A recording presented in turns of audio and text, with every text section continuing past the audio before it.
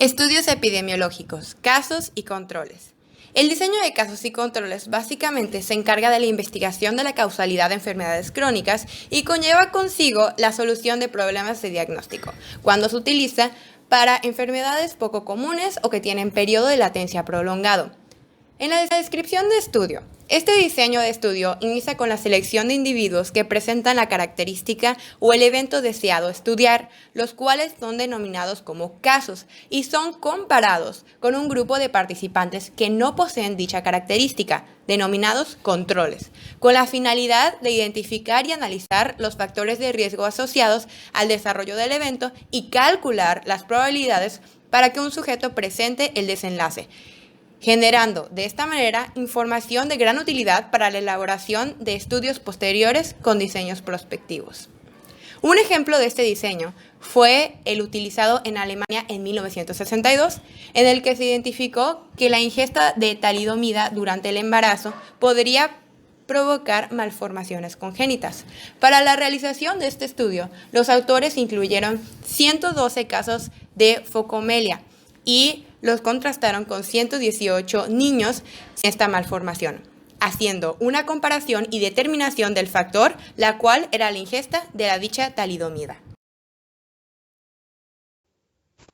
Entre las principales características de este tipo de estudio epidemiológico se encuentran las funciones y las aplicaciones que se le da a este.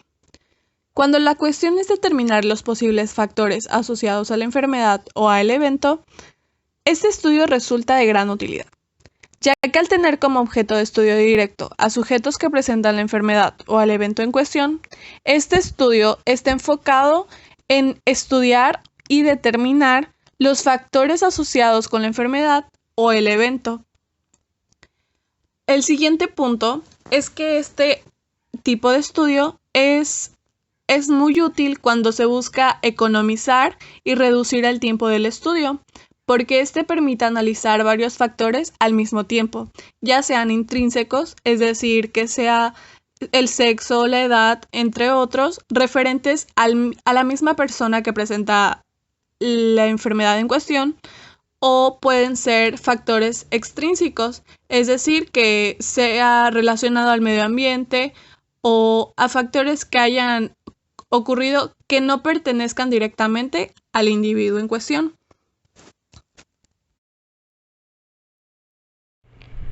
Los estudios de casos y controles se pueden conceptualizar como una estrategia metodológica para estudiar una corte. Dentro de este pueden existir diferentes alternativas para la selección de casos. La situación ideal es siguiendo el paradigma de casos longitudinales. En este sentido, se recomienda seleccionar a los casos conforme se diagnostican y aparecen en el sistema de registro utilizado, es decir, la población de casos queda compuesta principalmente por casos incidentes o casos nuevos de diagnóstico reciente. Lo que se podría considerar como menos recomendable es seleccionar los casos existentes en un punto de tiempo, es decir, a los casos prevalentes o sobrevivientes al momento del estudio. Si ambos, tanto el evento resultado y los factores de exposición, son determinados al mismo tiempo y los investigadores no conocen la condición de caso o no caso, se puede considerar como un estudio transversal.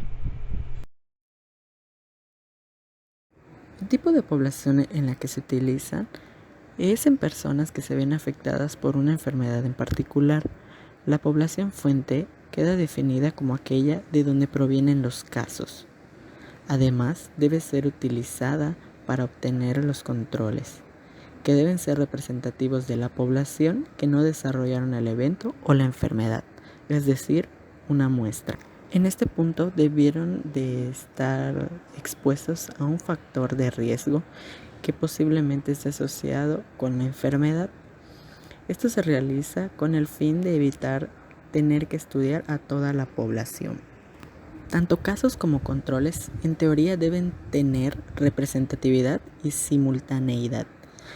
La primera se refiere a que los casos sean todos los existentes en un lugar y tiempo determinados, y los controles deben de representar a los sujetos de esa misma población que se pueden convertir en casos.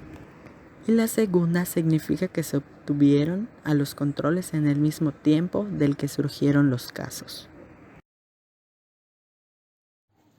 Este tipo de estudio presenta diversas ventajas, ya que son utilizados para explorar enfermedades poco frecuentes o raras, y con periodos de latencia o inducción prolongados, es decir, que requieran muchos años de seguimiento, como por ejemplo las enfermedades cardiovasculares o el cáncer.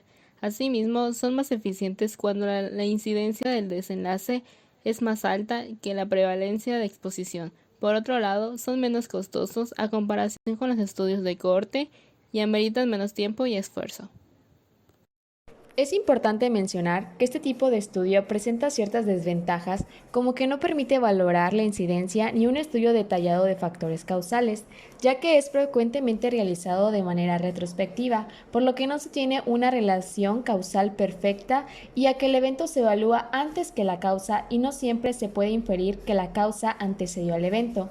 Su naturaleza retrospectiva hace que sea particularmente vulnerable a la introducción de errores en los procesos de selección o de recolección de la información, lo que lleva a su segunda desventaja, que no puede establecerse la relación temporal entre exposición y enfermedad. La última desventaja analizada es la facilidad de introducir sesgos elevados de información y o selección, ya que los resultados podrían deberse a algo que los autores no hayan tenido en consideración. Un sesgo en la selección quiere decir que los grupos del estudio no son comparables debido a cómo fueron seleccionados los pacientes, es decir, que hubo un error al momento de seleccionar la población de estudio. Y sesgo en la información significa que los grupos de pacientes del estudio no son comparables debido a cómo se obtuvieron los datos, ya sea por un instrumento de medida inadecuado, diagnósticos incorrectos o imprecisiones en la información, entre otras causas.